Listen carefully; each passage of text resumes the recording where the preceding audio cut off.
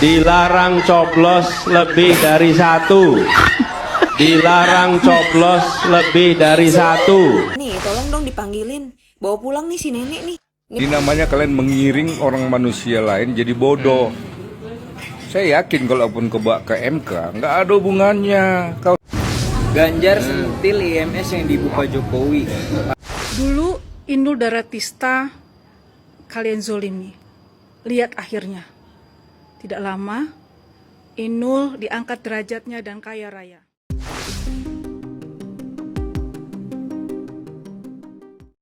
Assalamualaikum warahmatullahi wabarakatuh. Salam sejahtera bagi kita semua. Om Swastiastu, Namo Buddhaya, salam kebajikan. Hak angket yang diusul oleh Ganjar Pranowo dan tim, banyak para ahli menilai bahwa ini adalah langkah yang sia-sia. Kenapa? Karena jika memang tujuan mereka ingin membatalkan hasil pemilu, bahkan sampai jauh mereka misalkan ingin mengulang pemilu, maka sekali lagi hak angket adalah langkah yang salah dan sia-sia. Kenapa? Karena sekalipun hak angket itu jadi digelar, maka yang akan terkena dampaknya hanyalah penyelenggara pemilu, yakni di sini adalah KPU. Jadi sekali lagi tidak akan bisa membatalkan atau bahkan mempengaruhi hasil dari pemilu. Jadi jika memang tujuan mereka ingin membatalkan hasil pemilu, maka tempuhlah mekanisme yang sudah ada, yakni melalui Mahkamah Konstitusi. Itu pun tidak mudah, karena mereka harus bisa membuktikan suara hasil dari kecurangan jika memang ada itu secara signifikan dan bisa mempengaruhi dari perolehan hasil suara pemenang. Anggaplah mereka bisa membuktikan adanya kecurangan, adanya perolehan suara yang dengan hasil kecurangan, tetapi hasilnya masih tetap unggul suara pemenang, maka MK akan mengabaikan dan pemenang pemilu dianggap sah. Jadi itulah teman-teman, undang-undang sudah mengatur itu dan tentu kita tahu undang-undang itu dibikin atau dibuat oleh Dewan Perwakilan Rakyat. Saya yakin undang-undang itu dibuat tidak sembarangan, sudah berdasarkan analisa-analisa, sudah berdasarkan pemikiran-pemikiran dari para ahli hukum, dan mereka juga sudah memikirkan dampak ke depannya.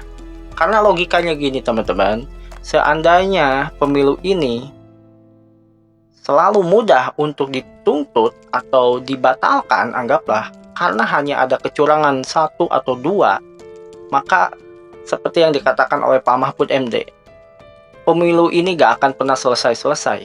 Sampai kapanpun tidak akan pernah selesai-selesai. Karena pada prinsipnya, kita semua tahu, di setiap pemilu, yang namanya kecurangan itu sudah pasti ada. Kami dari Advokat Pengawas Pemilu disingkat Awaslu pada hari ini melaporkan Komisioner KPU Wonosobo atas nama Riswahyu Raharjo yang di dalam informasi yang kami terima termasuk beberapa berita dan video yang kami terima itu dia mengumpulkan pimpinan PPK yang pada pokoknya adalah untuk semacam operasi untuk memenangkan calon presiden dan calon wakil presiden 03 Ganjar Pranowo dan Mahfud MD. Jadi sudahlah Pak Ganjar, sudahlah Pak Anies, rakyat sudah capek dan muak. Karena kembali lagi, jika kalian tetap berteriak tentang kecurangan, maka dipastikan hal itu hanya akan menjadi meme belaka. Setuju? Tidak setuju. Makan gratis nggak setuju. Makan gratis kami masih. Padahal nenek ini nenek yang sama yang kemarin teriak-teriak di demo bilang kami 10 tahun hidup dalam kemiskinan. Lu yang miskin, pemerintah yang disalahin. Sekarang ngomongnya beda lagi, kami sanggup kok makan siang nggak perlu digratisin. Ini keluarganya mana ya? Tolong dong dipanggilin. Bawa pulang nih si nenek nih. Ini pendapat gue tentang nenek itu. Nek, berkali-kali orang jelasin kalau makan siang itu bukan untuk nenek-nenek, bukan untuk ibu-ibu, dan bukan untuk bapak-bapak. Makan siang itu ditujukan untuk anak-anak dan ibu hamil. Jadi di luar itu tidak dapat ya Nek, kecuali nenek hamil lagi. Dan satu lagi nih Nek, jadi orang tuh jangan egois Nek. Giliran BLT, bansos, kenapa kemarin gak demo-demo? Sekarang giliran program makan siang gratis, nenek demo di mana-mana. Padahal si targetnya aja itu anak-anak dan ibu hamil tuh nggak ada yang namanya berkomentar apa-apa. Kecuali nih ya, yang menentang itu suara hati dari anak-anak dan ibu hamil. Mungkin bisa jadi pemerintah akan mengevaluasi programnya. Tapi ini siapa? Target program juga bukan. Terus Nek, kenapa program ini dibikin? Karena pemerintah sadar bahwa BLT dan Bansos itu nggak ngebantu memenuhi gizi anak-anak dan mengurangi bayi-bayi yang keluar dengan keadaan sakit. Makanya dibuatlah target baru, yaitu anak-anak dan ibu hamil, agar bisa menciptakan anak-anak yang lebih sehat dan pintar. Intinya satu, sehat aja. Apa salahnya pemerintah tuh mau ngebantu anak-anak dan ibu hamil? Jangan egois lah, Nek. Rakyat kecil tuh bukan cuma nenek. Banyak rakyat kecil dari kalangan semua usia tuh udah sepatutnya dibantu juga. Jadi nggak usah ribet, Nek. Kasian yang aturan dapat gara-gara nenek malah diberhentiin tuh program. Nipu nih, apa tipuannya? Menambah jumlah provinsi baru dan langsung ikut pemilu. Ini salah seorang yang sok cerdas gitu. Kecuali provinsi baru itu penduduknya semua baru, ya kan? Atau kalian kontestan lain nggak ikut di situ. Ini namanya kalian mengiring orang manusia lain jadi bodoh. Saya yakin kalaupun ke MK nggak ada hubungannya. Kau salah-salahkan presiden mau di-impeach, ya? Logikamu di mana coba? Provinsi baru itu kan aja adalah membelah batasan saja, membelah administratifnya. Kalau penduduknya kan itu juga gitu. Cuma jadi beda administratif. Jadi jangan kamu bilang ini kecurangan, penipuan. Otakmu di mana gitu loh. Lama-lama kalian kayaknya ngaku cerdas tapi bodoh-bodohi rakyat. Silakan kita giring ini ya. Kalimat anak ini kita giring ke MK. Jangan dianggap kita itu bodoh. Kecuali Pak Jokowi membangun provinsi baru, penduduknya baru, orang-orang yang baru di drop ke sana, baru kontestan lain nggak ikut di situ gitu. Itu memang kecurangan. Jadi ini kan asal ngomong nih orang. Asal ngomong. Dilarang coblos lebih dari satu. Dilarang coblos lebih dari satu. Coblos satu. Coblos 2 tidak sah. Coblos 3 tidak sah. Yang sah coblos. Kita belum tahu lagi apa yang akan terjadi karena kami terlalu Roma, terlalu Helpi. Sekarang kau beralih menjadi provokator, tidak lagi menjadi raja dan ratu dangdut. Tepinin Raja Roma dan Ratu Helpi direnggut oleh 01 karena Empok Inces akan menggantikan mereka menjadi ratu dan raja tega seutuhnya di sosmed. Mak, pinjam ini dong charger. Handphone saya udah ganjar nih. 16% ya. Pak Anies membingungkan. Dari temuan sementara, kami menemukan problem yang terbesar bukan di TPS. Tapi problem terbesar yang ditemukan adalah kegiatan-kegiatan pra-TPS. Pra-TPS. Kegiatan-kegiatan yang membuat aktivitas di TPS itu dipengaruhi dan tidak mencerminkan aspirasi rakyat yang semula ada. Aduh, bingung dengan Pak Anies nih. Maksudnya Pak Anies itu gimana sih? Hah? Aktivitas atau kegiatan pra-TPS? Saya nggak pernah dengar pra-TPS, Pak Anies. Yang saya pernah dengar itu dulu pas saya zaman S2 Magister Hukum di UI, ya, ada tuh sidang pratesis, ya. Jadi sebelum ke tesis kita proposal tesis dulu. Atau pas saya isi pulsa, ada tuh namanya tuh pulsa prabayar, ada. Kalau pra-TPS nggak pernah dengar Pak Anies. Aduh, bingung jadinya Pak Anies. Masyarakat jangan dibikin bingung, dibikin jelas Pak Anies. Aduh kawan-kawan, tapi nggak apa-apa. Coba kita bayangkan sedikit ya. Pra-TPS, maksudnya kegiatan sebelum ke TPS.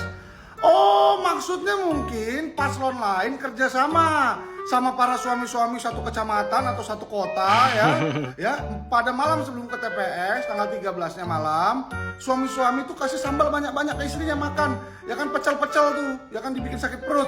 Jadi pagi-paginya pas mau ke TPS sesak berak semua. Ya kan? Sesak berak semua, terus teberak-berak, ya kan, akhirnya ya kan, terus air dimatikan keran air, ya kan, terus masih nempel-nempel, ya dong, kalau masih nempel-nempel nggak mungkin ke TPS kan, mengganggu dong, aktivitas yang mengganggu suara masyarakat itu, ya kan, jadi nggak bisa milih Pak Anies atau apa ya? Oh, bisa juga tuh serangan fajar, ya kan, mungkin yang kerjasama paslon lain sama masyarakat di tempat, terus yang mau milih Pak Anies semua dijegat, terus dikasih duit gitu, jangan pilih Pak Anies ya gitu.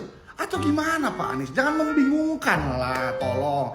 Kasih buktinya, kasih penjelasan yang benar. Jangan tanggung-tanggung. Kasih info ke masyarakat. Jadi tanggung-tanggung juga suara Pak Anies kan.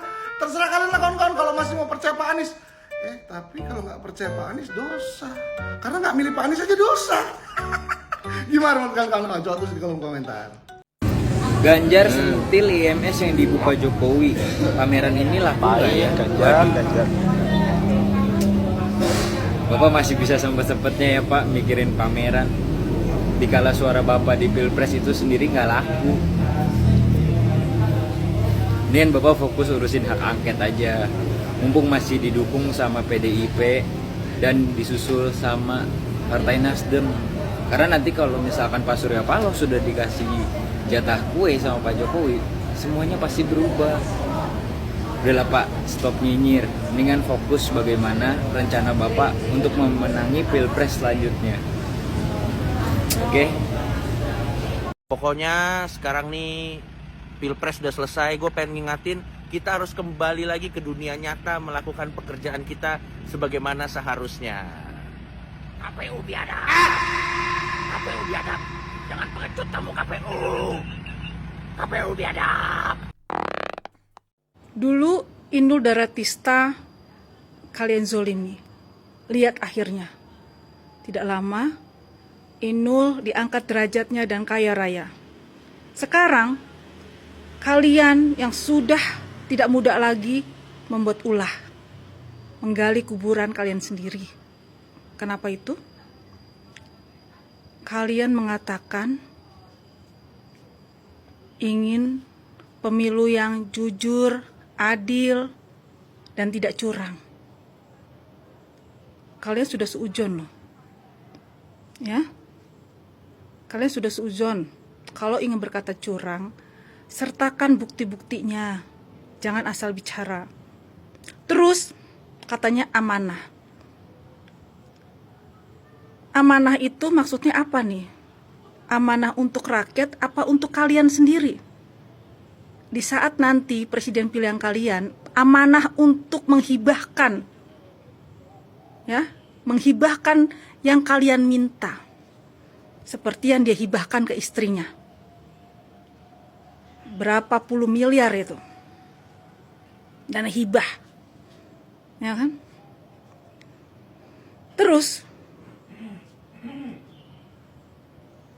yang tidak amanah itu siapa? Artinya kan menuduh presiden yang akan terpilih ini, yang sudah secara quick count, udah tahu pemenangnya adalah Bapak Prabowo. Dari ketiga kandidat, hanya Bapak Prabowo yang tidak terlibat kasus korupsi. Ya, hanya Bapak gue yang gak terlibat kasus korupsi. Terus dibilang gak amanah. Bapak Prabowo maksudnya gak amanah gitu. Terus yang mereka yang korupsi itu amanah gitu. Ya. Jaga omongan kalian yang sudah tidak muda lagi. Terus bilang pemimpin yang beriman. Yang menurut kalian beriman itu apa? Dan seperti apa? Dan seperti mana? Ya kan? Kalian aja sering teriak-teriak masalah agama. Lihat. Kalian rintis karirnya dari nol. yang selalu bicara agama dihancurkan oleh anak-anak kalian. Satu kasus, ya kan? Dari situ aja sudah diberitahukan seperti apa kalian. Sekarang berkata menginginkan pemimpin yang beriman. Maksudnya Bapak Prabowo itu nggak beriman, seperti itu. Jangan sembarangan bicara, ya. Emangnya keimanan seseorang itu kalian yang menilai? Tidak. Tuhan kita, Allah Subhanahu wa Ta'ala, Tuhan yang kita yakini, yang berhak menilai kita beriman atau tidak, bukan kalian. Kalian kan bicara begitu artinya mengatakan Bapak Prabowo tidak beriman. Jangan begitu. Ingat, sebelum azab datang kepada kalian, sadarlah, tobatlah, jaga lisan kalian ini, jaga. Ya. Jaga hati dan pikiran kalian yang sudah tidak muda lagi. Jangan sampai apa yang kalian utarakan itu berbalik ke kalian. Ya. Hati-hati kalau bicara. Hati-hati. Jangan sampai orang yang kalian bicarakan tidak beriman itu ikhlas, tulus. Kalian akan cepat dapatnya. Hukuman dari Allah itu akan cepat dapatnya. Masa di usia kalian yang sudah tidak muda lagi, di sisa umur hidup kalian, kalian mendapatkan azab yang amat pedih dari lisan kalian yang tidak kalian jaga. Tuh, sampai bicara cicak. Hati-hati, jaga lisan kita, jaga lisan kita. Orang yang ikhlas dan tulus, gak perlu dia berdoa, itu akan tembus sampai ke langit ketujuh. Dan kalian akan menerima akibatnya dari apa yang sudah kalian lakukan atas perbuatan kalian sendiri. Paham sampai situ?